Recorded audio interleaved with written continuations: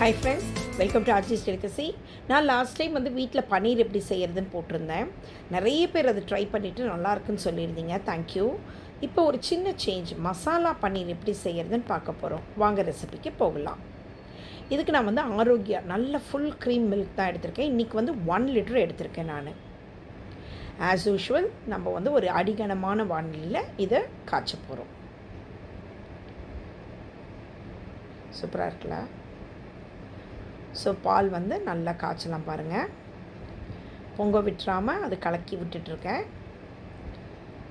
கொஞ்சம் நல்லா காய்ச்சி வரும்போது சிம்லேயும் வச்சிடுறேன். திக்காக இருக்குது பாருங்கள்.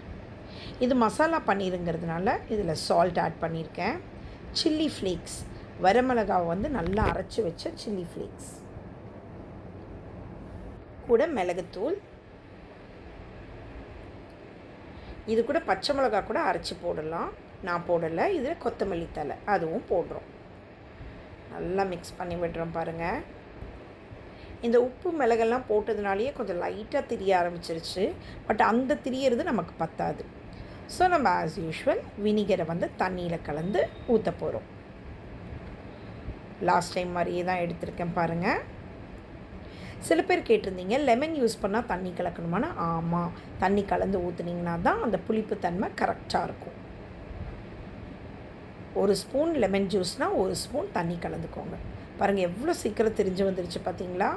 நம்ம உப்பு மிளகுத்தூள்லாம் இருக்கிறதுனால இது சீக்கிரம் தெரிஞ்சு போச்சு.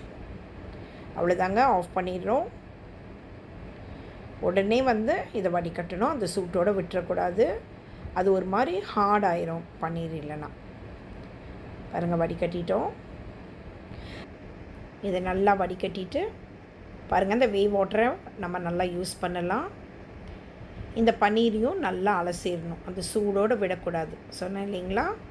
இல்லைனா பன்னீர் ரொம்ப ஹார்ட் ஆயிரும். நல்லா அலசிடுறோம். பாருங்கள், அழுத்தி அதில் உள்ளே இருக்க தண்ணியெல்லாம் எடுத்துட்டேன். அந்த வேவ் வாட்டர் ரொம்ப ஹெல்தி.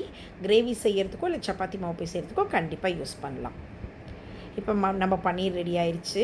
லாஸ்ட் டைம் நிறைய பேர் கேட்டிருந்தீங்க, நீங்கள் பன்னீர் மேக்கர் வச்சுருக்கீங்க அதனால் அழகாக வந்ததுன்னு.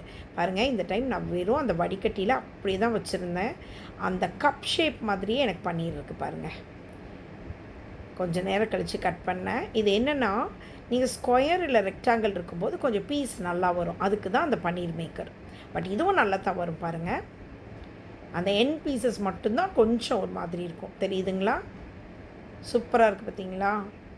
அந்த எண்டை விட்டுட்டு மீதி எல்லாமே நம்ம இந்த மாதிரி ஸ்கொயராக கட் பண்ணிக்கலாம். க்யூப் சூப்பராக வந்திருக்கு பாருங்கள்.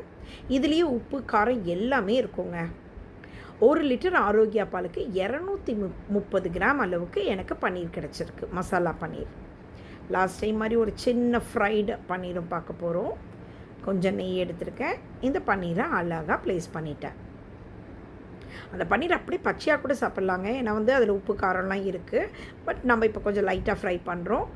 இதை பட்டர் டாஸ்ட், கீ டாஸ்ட் பன்னீராகவும் சாப்பிடலாம். இல்லை கிரேவியில் குருமாலையும் நம்ம ஆட் பண்ணலாம். பாருங்கள், மெதுவாக திருப்பி போடுறேன். பொன்னிறமான்னு சொல்லுவாங்க பார்த்தீங்களா? அந்த மாதிரி இந்த கலர் பாருங்களேன் எவ்வளோ சூப்பராக இருக்குதுன்னு சொல்லி. ஒரு மாதிரி கிறிஸ்பியாக இருந்தது. ரொம்ப டேஸ்டியாக இருந்ததுங்க. வேணும்னா கொஞ்சம் உப்பு, கொஞ்சம் சில்லி ஃப்ளேக்ஸ் காரத்துக்கு ஏற்ற அளவுக்கு நீங்கள் போட்டுக்கலாம். அவ்வளோதாங்க, நம்மளுடைய ஹோம்மேட் மசாலா பன்னீர் அருமையாக ரெடி ஆயிடுச்சு. நீங்களும் இதை ட்ரை பண்ணிவிட்டு எப்படி இருந்ததுன்னு சொல்லுங்கள். பாய்.